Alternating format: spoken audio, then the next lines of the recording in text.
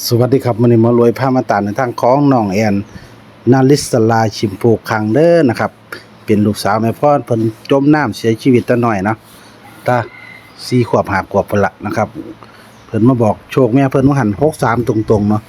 วันนี้เพิ่นว่าได้โชคนำได้บุญนำ FC เพิ่นเลยไปขอเลขลาวมาให้เอาลองไปเบิ่งครับว่าน้องแอนให้สายด่วนเลขลาวมาตัวใดไปติดตามกันครับ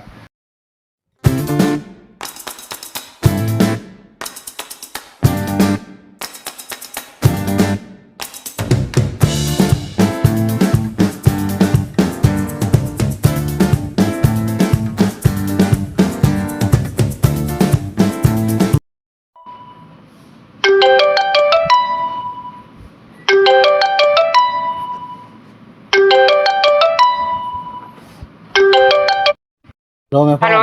เออ เพิ่นว่ากลับไปกลับมาเด้อเพิ่นเว้าเลยติน้องแอน มันอยู่ในหันล่ะ4ตัวนั่นล่ะกลับไปกลับมา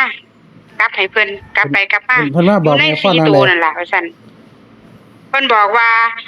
หวยลาวเขาแน่นอนน่ะอยู่ใน4ตัวนี่ล่ะกลับไปกลับมาบอกหมอรวยกลับไปกลับมาเพิ่นว่าจังซี่ เพิ่นบอกเพิ่นนั่นเลยติแม่พ่อ เพิ่นไปเอามาจ้าอยู่ใน4ตัวนี่ล่ะเพิ่นว่า เพิ่นว่าเพิ่นได้บุญนำ FC ว่าติ เห็นเพิ่นบอกว่าหนูได้บุญนำ FC แต่ว่าผู้ใดใส่บุญบาปให้เพิ่นดอกเพิ่นเลยว่าเพิ่นดีใจเพิ่นก็เลยไปเอาหวยลาวมาให้ขึ้น โอ้ แต่ว่าแม่ว่าสิบ่เว้าเด้ เออเดี๋ยวน้องเราสิเครียดเนาะ เพิ่นว่าเพิ่นได้บุญนำ FC หลายอยู่ มีคนใส่ให้เพิ่นหลายอยู่เบิ่งหันเพิ่นว่า เรียนเฮาบอกชื่อเพิ่นเด้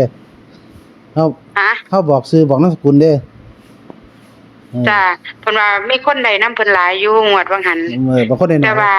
เขาได้น้อยเขาเลยบ่ได้เฮ็ดให้นำจังซี่นะบางคนเขาได้น้อยเขาก็บ่ได้โอนมาให้เขาก็ใส่บาทแทนเนาะ ก็บ่ได้ว่าได้ล่ะหมอรวย เออ บ่ได้ว่าแม่บ่ได้ว่าจ้า พอแต่ FC แต่ว่า โช เพิ่ คน ว่าเพิ่นได้บุญนำมัน เออ มันแบบมีหลายคนอยู่เพิ่นว่าจังซี่ ขอแต่ FC มีโชคเนาะ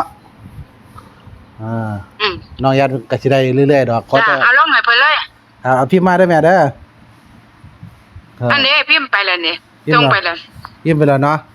เอาเป็นสายด่วนน้องแอนเนาะ อันส่งไปแล้วเนี่ย ครับเป็นสายด่วนน้องแอนเนาะ ของแม่บ่ต้องลง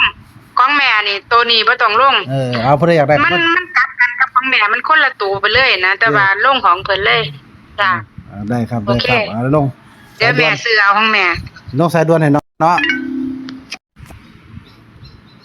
เอาก็ตามนี้เด้อนะครับน้องแอนเพิ่นให้แม่เพิ่นมาว่าในนี่ล่ะมีตัวออกแค่ซั่นซับไปซับมาในนี่ล่ะเพิ่นว่า